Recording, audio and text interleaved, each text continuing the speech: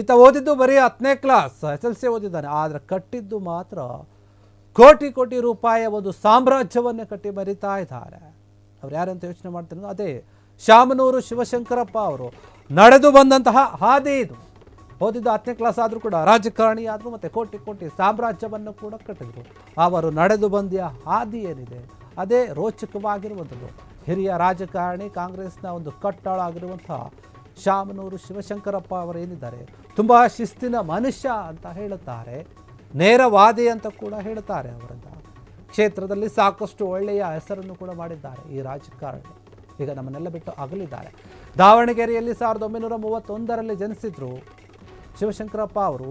ಓದಿದ್ದು ಬರೀ 10ನೇ ಕ್ಲಾಸ್, ಆದರೆ ಕೋಟಿ ಕೋಟಿ ಒಡೆಯರಾಗಿದ್ದಾರೆ. ಹಾಗಾದರೆ ಶಾಮನೂರು ಶಿವಶಂಕರಪ್ಪ ಸಾವಿರಾರು ಕೋಟಿ ಒಡೆಯ ಆಗಿದ್ದು ಹೇಗೆ? ಉದ್ಯಮ ಕ್ಷೇತ್ರಕ್ಕೆ ಕಾಲಿಟ್ಟಂತಹ ಶಿವಶಂಕರಪ್ಪ ಅವರು ಕೋಟಿ ಕೋಟಿ ಒಡೆಯರಾದರು.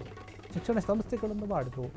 ದಾವಣಗೆರೆ ಮಾತ್ರವಲ್ಲದೆ ಕರ್ನಾಟಕದ ಮೂಲೆ ಮೂಲೆಯಲ್ಲೂ ಕೂಡ ಅವರಿಗೆ ಆಸ್ತಿ ಇದೆ. ಬರೀ 10ನೇ ಕ್ಲಾಸ್ ಓದಿದ್ರು. ಆದರೆ ಇವರು ಈಗ ಇವತ್ತು ಕೋಟಿ ಕೋಟಿ ರೂಪಾಯಿಗಳ ಸಾಮ್ರಾಜ್ಯ ಕಟ್ಟಿದ್ದಾರೆ. ಆದರೆ ಅವರು ನಮ್ಮನ್ನೆಲ್ಲ ಬಿಟ್ಟೀಗ ಅಗಲಿದ್ದಾರೆ.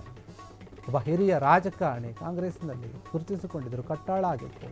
ದಾವಣಗೆರೆಯಲ್ಲಿ ಅವರು 1931ರಲ್ಲಿ ಜನಿಸ್ತಾರೆ. ಈಗ 2025ರಲ್ಲಿ ನಿಧನರಾಗಿದ್ದಾರೆ.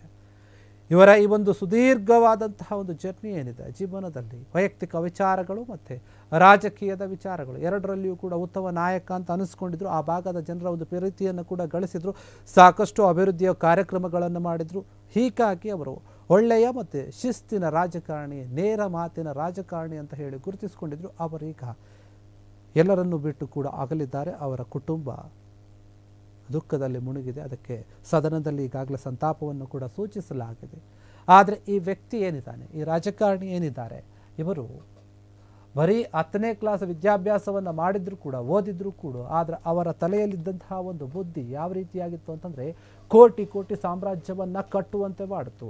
ಆ ಬುದ್ಧಿಯಿಂದಾನೇ ಅವರು ರಾಜಕಾರಣದಲ್ಲಿ ರಾಜಕೀಯವನ್ನು ಮಾಡಿದ್ರು, ಸಕ್ರಿಯವಾಗಿ ಮುನ್ನಡೆದುಕೊಂಡು ಹೋದರು. ಅಂತಹ ವ್ಯಕ್ತಿ ಈಗ ಎಲ್ಲರನ್ನು ಬಿಟ್ಟು ಆಗಲಿರುವಂತೆ ಇದು ಕರ್ನಾಟಕಕ್ಕೆ ಮತ್ತು ರಾಜಕೀಯ ವಲಯದಲ್ಲಿ ನೋವನ್ನು ಉಂಟು ಮಾಡಿದೆ. ಅವರ ಕುಟುಂಬದವರು ಕೂಡ ಸಾಕಷ್ಟು ನೋವಿನಲ್ಲಿದ್ದಾರೆ. ಅವರಿಗೆ ಅನೇಕ ಗಣ್ಯರು ಕೂಡ ಸಂತಾಪವನ್ನು ಸೂಚಿಸ್ತಾ ಇದ್ದಾರೆ ಈ ಒಂದು ವಿಚಾರವಾಗಿ. ಇವರು ಏನಂತಂದರೆ ಒಂದು ಉದ್ಯಮ ಕ್ಷೇತ್ರದಲ್ಲಿ ದೊಡ್ಡ ಮಟ್ಟದ ಹೆಸರನ್ನು ಮಾಡಿದ್ದಾರೆ. ಶಿಕ್ಷಣ ಸಂಸ್ಥೆಗಳಿವೆ. ಬಾಪೂಜಿ ಶಿಕ್ಷಣ ಸಂಸ್ಥೆ ಇವರ ಹೆಸರಿನಲ್ಲೇ ಇರುವಂಥದ್ದು, ಇವರ ಒಡೆತನದಲ್ಲಿರುವಂಥದ್ದು. ಅದರ ಸಂಸ್ಥಾಪಕ ಕೂಡ ಇವರೇ ಆಗಿದ್ದಾರೆ. ಹೀಗಾಗಿ ಉದ್ಯಮ ಕ್ಷೇತ್ರಕ್ಕೆ ಕಾಲಿಟ್ಟು ಸಾಕಷ್ಟು ಯಶಸ್ವಿಯಾದರು. ಕೋಟ್ಯಾಂತರ ರೂಪಾಯಿ ಒಂದು ಒಡೆಯರಾದರು.